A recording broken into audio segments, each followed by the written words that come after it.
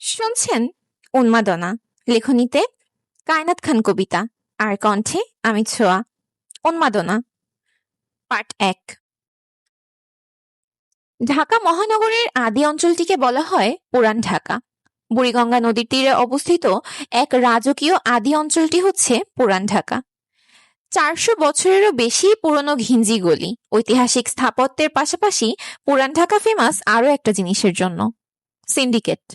মূলত সিন্ডিকেট বলতে সহজ বাংলায় বোঝায় নির্দিষ্ট কোনো ব্যবসায়িক উদ্দেশ্যে স্বার্থ হাসিল বা বড় কোনো প্রকল্পের বাস্তবায়নে একাধিক ব্যক্তি, কোম্পানি বা প্রতিষ্ঠানের সংগঠিত একটি জোট। তবে পুরান ঢাকার সিন্ডিকেট কি বলে? এটা কি আসলেই একাধিক কোনো ব্যক্তির জোটে চলে, নাকি এক ব্যক্তি বাকিদের নিজের আন্ডারে রেখে স্বার্থ হাসিল করে? এবং এর পেছনে কারা রয়েছে? অতীত কি বলে? সময়টা ১৯৭২ সাল, মুক্তিযুদ্ধের পরের সময়। একটা যুদ্ধ বিধ্বস্ত পরিস্থিতিতে তীব্র খাদ্য সংকট এবং মানবিক বিপর্যয়ের মুখোমুখি হয়েছিল দেশ। খাদ্য সংকট মোকাবেলা করতে বিভিন্ন দেশ থেকে সাহায্যের হাত বাড়িয়ে দেওয়া হয়। সে সময় ত্রাণ সাহায্য আসে অনেক দেশ থেকে। এর মধ্যে কিছু দুষ্কৃতী চক্র বাংলাদেশে নিয়ে আসে আরডিএক্স। ক্ষুধার যন্ত্রণায় জর্জরিত যখন পুরো দেশ একটু খাবারের আশায় চাতক পাখির মতো অস্থির হয়েছিল, ঠিক তখনই কিছু মানুষের লোভ লালসা জাগ্রত হয়। শোনা যায় ভারতে তখন কঠোর অভিযান চলছিল। নিজেদের অস্ত্রশস্ত্র রক্ষা করতে দুষ্টচক্রের লোকেরা বাংলাদেশকে বেছে নেয়। কিন্তু বাংলাদেশি কেন? এত উন্নত দেশ থাকতে বাংলাদেশি কেন? সহজ উত্তর হলো সময়। তখন সময় এতটাই করুণ ছিল যে কে কি করলো সেদিকে খেয়ালই ছিল না কারো, যার সঠিক ব্যবহার করে কিছু অসাধু ব্যক্তিবর্গ। আরডিএক্স দেশে তো আনা হয়েছিল, তবে কোথায় লুকানো হয় সেটার খোঁজ আজ অব্দি কেউ করতে পারেনি। এরপর থেকে শুরু হয় এক ভয়ঙ্কর খেলা। কিন্তু পুলিশের ভূমিকা কোথায়? তারা কি চুপ ছিল? প্রশাসনই বা কি করছিল?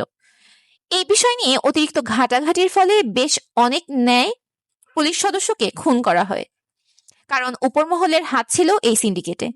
কিন্তু একটা ছোট অঞ্চল নিয়ে এত আগ্রহ কেন ছিল উপর মহলের? সাল ২০০২, হিন্দু মুসলিম দাঙ্গা। আজকে নতুন কিছু নয় সাহেব বাবু।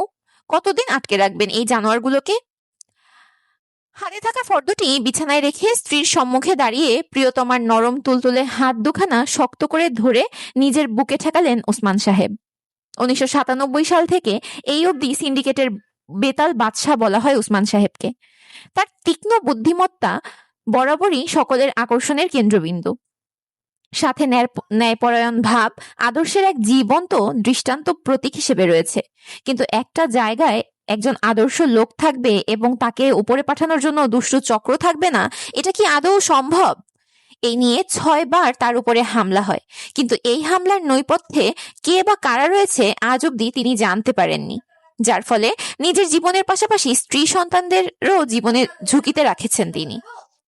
তবুও তার ভয় নেই, কারণ তিনি মুসলিম। এটাই তার অহংকারের বিষয়।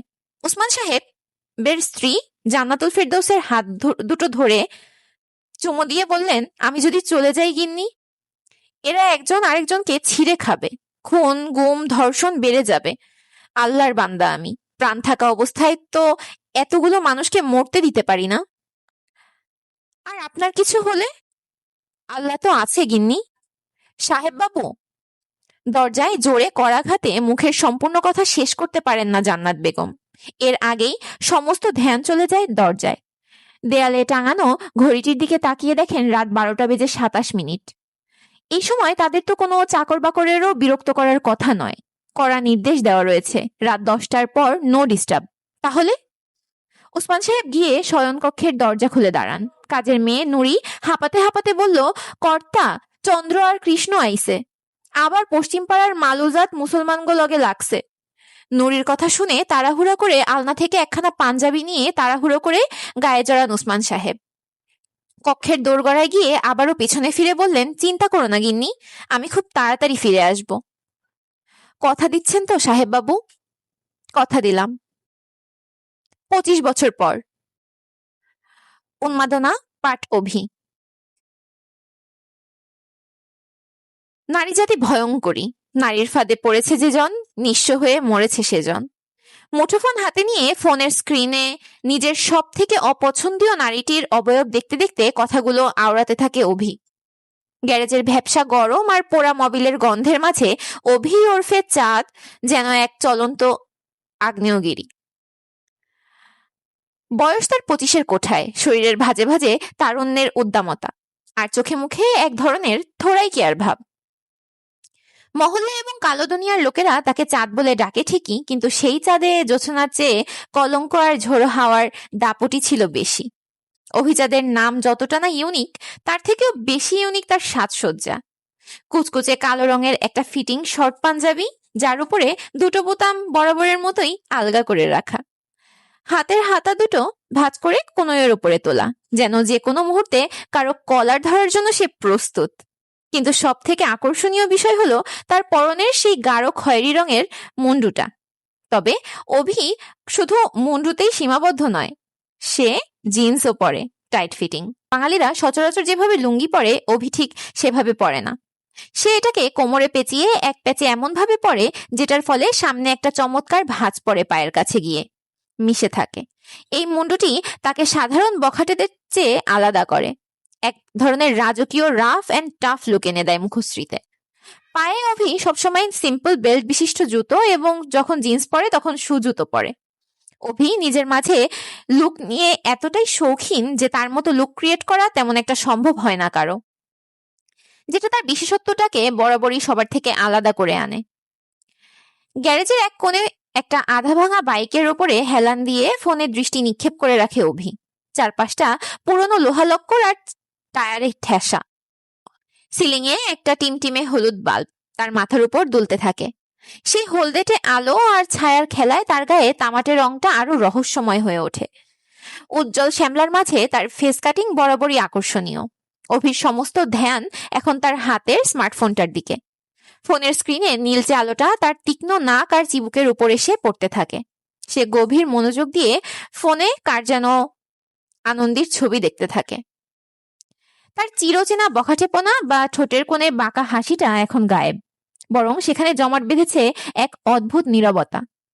স্ক্রিনে তাকিয়ে থাকতে থাকতে সে অবহেলায় তার একটা হাত দিয়ে শার্টের কলারটা একটু ঠিক করে নেয়, কিন্তু চোখ সরায় না।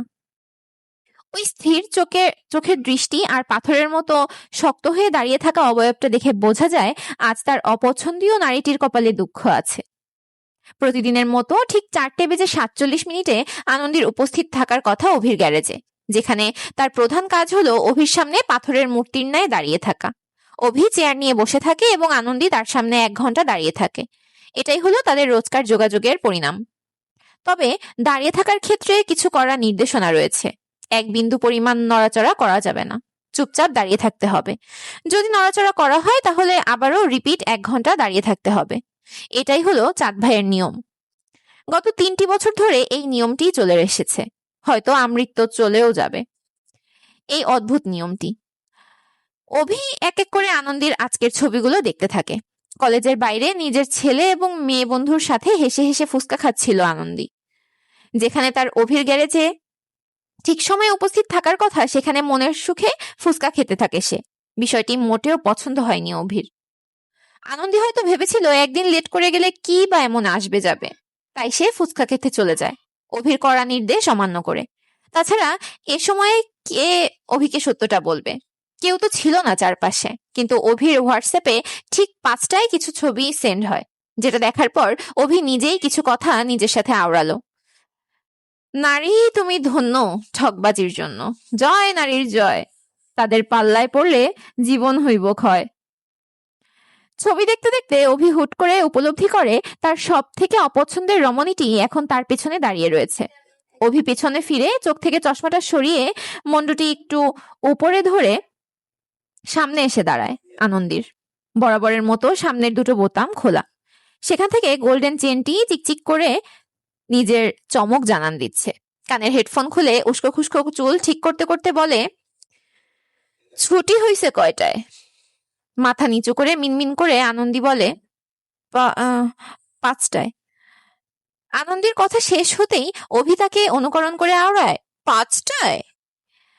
আনন্দী একটু মাথা নেড়ে বলে, হুম। আনন্দী মাথা নেড়ে সম্মতি জানায়। ঠোঁটের কানে ঠোঁটের কোণে তির্যক হাসি টেনে অভি সামনের দিকে তাকিয়ে নোবেলের উদ্দেশ্যে বলে, বাবা নোবেল। জি চাঁদ ভাই, বান্দির বাচ্চার ছুটি হয়েছে কয়টায়? নোবেল বিন্দুমাত্র দেরি না করে বলে, 4:15 ভাই। এইটুকু তথ্যই পরিস্থিতি পুরো বদলে দেয়। অভি ধীরে বলে, 4:15, আর এখন বাজে 5:20। তারপর হঠাৎ করেই সামনে থাকা টেবিলে লাথি মারে অভি। ভয় পেয়ে দূরে সরে দাঁড়ায় আনন্দী। ভয়ে পুরো শরীর থরথর করে কম্পিত হতে থাকে তার। লেডিস দেখা ভাবিস না মায়ের পড়তো না, একদম তক্তা বানায়া ছাড়বো। আনন্দী থরথর করে কাঁপতে থাকে, তার হাত পা অবশ হয়ে আসতে থাকে। তবুও শক্তি সঞ্চার করে বলে, আমি আপনাকে ভয় পাই না। অভি হালকা হেসে আনন্দীর সামনে ফোন বের করে ধরে। এটাই হলো প্রতিদিনের নিয়ম। আনন্দী যখন একটু সাহসী হতে যায় তখনই অভি তার রূপ দেখায়। বাপের কথা ভুলে গেছোস? মায়া দয়া নাই বাপের উপরে? আনন্দীর চোখে অশ্রু স্পষ্ট হয়ে ওঠে। এই এক জায়গাতেই তারা আটকে গেছে। অভি এমন ভাবে তার বাবাকে ফাঁসিয়েছে, তারা কিছুতেই তার হাত থেকে রেহাই পাচ্ছে না। বরং দিন দিন তার অত্যাচারে আরো বেড়েই চলেছে। থানা, পুলিশ, সোশ্যাল মিডিয়া কোনো কিছুই তাদের কাজে দিচ্ছে না। তার বিশেষ কারণ হচ্ছে দাদা সাহেব, আন্ডারওয়ার্ল্ডের বেতাল বাদশা, যার হাত রয়েছে অভির মাথার উপরে, যার ফলে পুরো ফেসে গেছে আনন্দী এবং তার পুরো পরিবার। অভি স্যার, অভি দাঁত চেপে বলে, ডোন্ট ফাকিং শাউট শেখের বেটি। উপরের আকাশ ওই চাঁদের দখলে থাকলেও নিচের মাটি এই চাঁদের দখলে। কথা ক্লিয়ার না ভেজাল আছে? অভির কথা শুনে উপস্থিত সকলে বলে, একদম পানির মতো ক্লিয়ার ভাই। চোখ বন্ধ করে ফেলে আনন্দী। খুব জোরে জোরে নিঃশ্বাস ফেলতে থাকে সে। অভি কি কোনোদিনও তাকে মুক্তি দেবে না? এই বখাটে উশৃঙ্খল রাগী লোকটার থেকে সে কি রেহাই পাবে না? এত এত প্রশ্ন মস্তিষ্ক জুড়ে বিচরণ করতে থাকে আনন্দীর। আনন্দী মাথা নিচু করে বলে, ভুল তো আমি। ভুল না রে শেখের বেটি, পাপ করছিস তুই, পাপ। অভির কর্কশ বাণী শুনে বরাবরের মতোই শান্ত থাকে আনন্দী। প্রতিদিনই এসব শুনতে শুনতে সে এখন অভ্যস্ত প্রায়। কিন্তু সব থেকে যে বিষয়টি অভিকে রাগিয়ে তোলে সেটা হচ্ছে আনন্দীর মুখে মুখে তর্ক করা, প্রতিবার প্রতিবাদী হয়ে ওঠা, যেটা মোটেই পছন্দ না অভির। অভি আনন্দীর মুখ বরাবর দাঁড়িয়ে বলে, বড়দের মুখে তর্ক করে যেজন, অকালে রাস্তায় মরে পড়ে সেজন। কথা ক্লিয়ার নাকি ভেজাল আছে? আনন্দী মাথা নেড়ে না বোঝায়, অর্থাৎ কথা একদম ক্লিয়ার। অভি ইশারা করতেই তার সাঙ্গপাঙ্গের মধ্যে একজন চেয়ার নিয়ে আসে। খুব আরাম করে তাতে বসে পড়ে অভি। এই শেখের বেটি, আজকে 3 ঘন্টা দাঁড়ায় থাকবি, না হলে খবর আছে তোর আর তোর বাপেরও। আনন্দী কোনো কথা বলে না, চুপচাপ দাঁড়িয়ে থাকে। প্রতিদিন 2 ঘন্টা করে অভির সামনে দাঁড়িয়ে থাকতে হয় তাকে। তবে আজ 2 ঘন্টা নয়, 3 ঘন্টা, পুরো 3 ঘন্টা তাকে দাঁড়িয়ে থাকার শাস্তি দেয় অভি। পাক্কা 3 ঘন্টা ধরে দাঁড়িয়ে থেকে পা একদম শেষ হয়ে যায় আনন্দীর। অভি ইশারা করে কয়েকজন মহিলাকে ডাকে। বয়স্ক মহিলারা এসে আনন্দীকে ধরে নিয়ে যেতে থাকে। অভি দাঁড়িয়ে ধোঁয়া ছাড়তে থাকে, এক দৃষ্টিতে আনন্দীর চলে যাওয়ার দিকে তাকিয়ে থাকে, যেন আবারও খপ করে ধরার ধান্দায় রয়েছে সে। বাপ কেস করে, বেটি তর্ক করে, দুইটাই সাংঘাতিক মাল।